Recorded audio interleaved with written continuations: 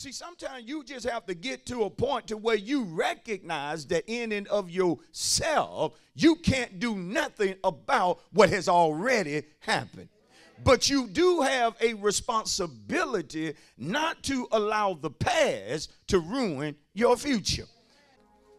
Notice Ruth, the 2nd chapter.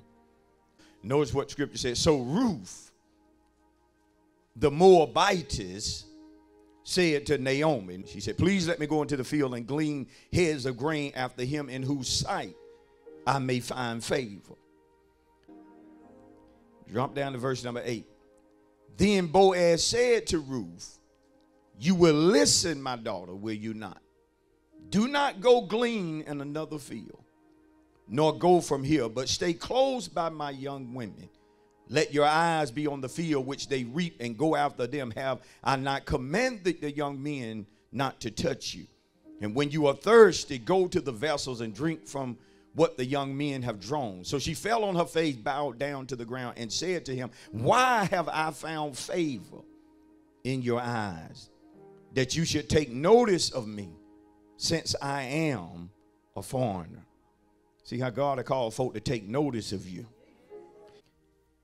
The favor that she has with Boaz is a result of the favor that she had with God.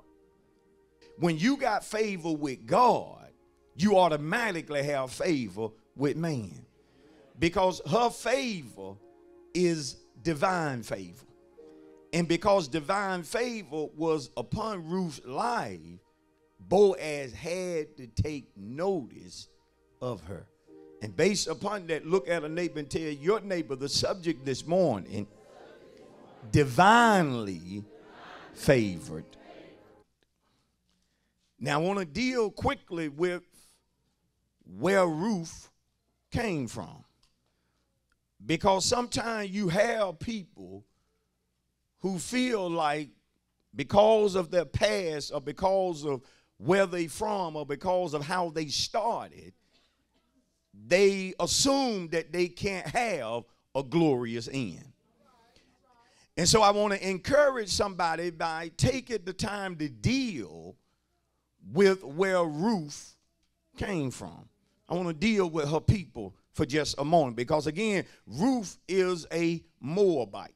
And I want to show you where the Moabites came from. But so you don't understand, when you deal with God, sometimes God chooses people who had a rough start. Sometimes he'll choose a person whose beginning wasn't so pleasant, and when he get to working in their life, it allows him to get all the glory, because a lot of folk know their beginning.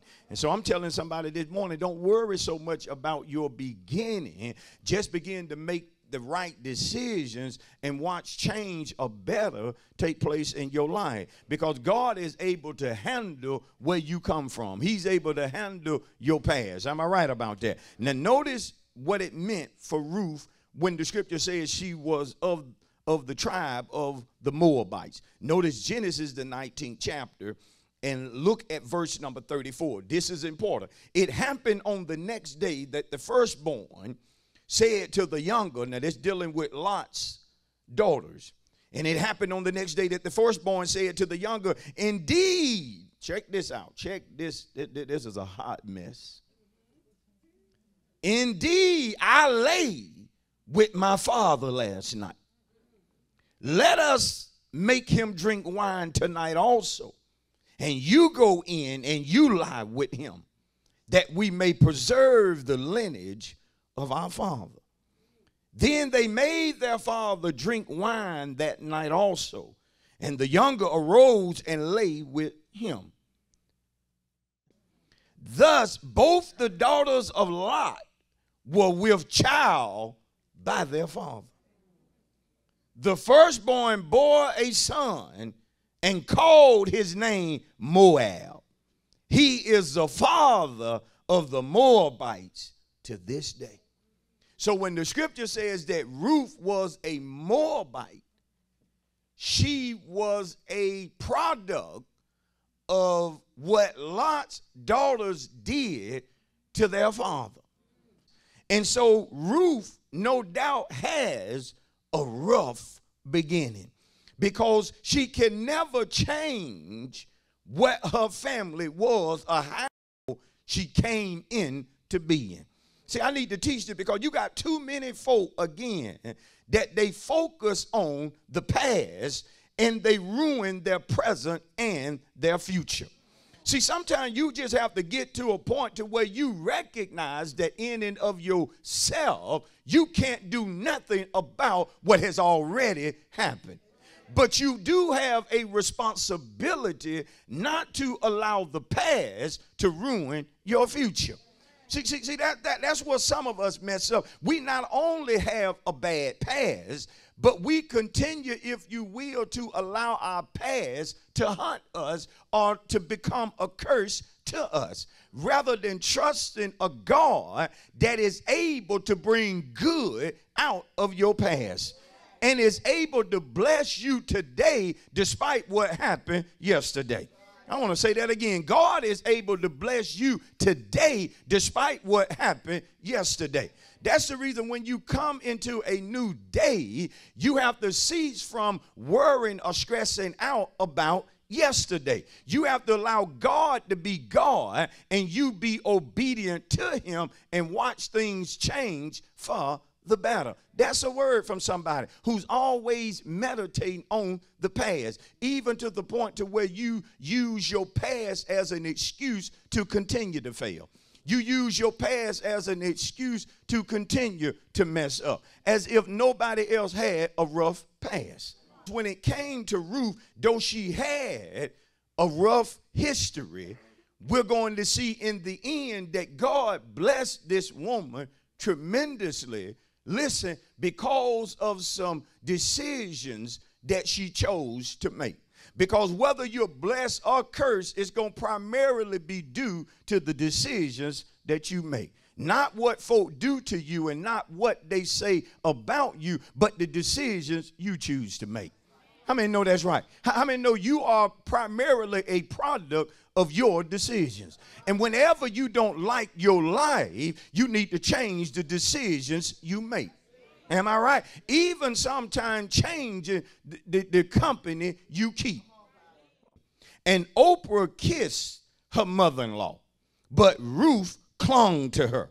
See, sometimes your destiny is shaped by what you choose to do, despite seeing somebody else make a decision that is wrong or negative. You have to yet do the right thing and not be influenced by what others are doing.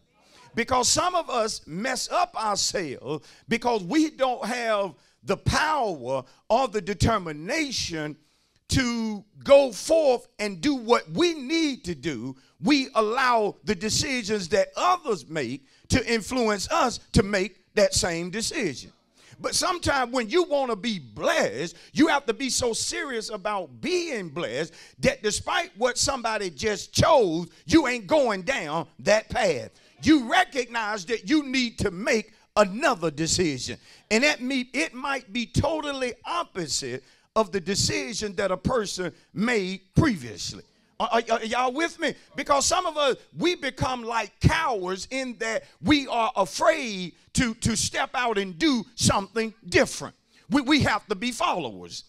Oh, God. And that's not just for young people. You have a lot of young people that are primarily messing up their lives because they're following the wrong people. They're choosing to do what their friends do. Even though their friends are doing wrong, they feel helpless to stand against them and say, I'm not doing that. I'm not making that decision. Yet at the same time, there are young people who are receiving this learned behavior from parents or adults who who have not gotten to the point to where they can make a decision and stand alone. So the reason some of our children are followers is because in actuality, that's what they see in you. They don't see in you a boldness to be different. They don't see in some of us a boldness to make a decision that is the opposite of what somebody else made. Ruth kissed Naomi and said, so be it, goodbye. But when Ruth stepped up, Ruth said, I'm not going to kiss you goodbye like she did. I'm going to grab a hold to you. I'm going to cling to you because there's something about you that's going to be a blessing to me. See, Oh, God, that's important. You have to recognize when God brings people into your life that you are not to dismiss from them. Even though somebody else walks off as if the person is not important, when you're serious about your destiny, you recognize I can't just leave the way that you left because this person is a part of my destiny. And so Ruth clings to Naomi. Now watch this, because she's making a decision that's going to shape her destiny. In other words, receive this morning. You have to make decisions that position you to be blessed. See, sometimes we make decisions that put us out of position, and you can't get certain blessings out of position. You got to be in the place you need to be to get what God has for you.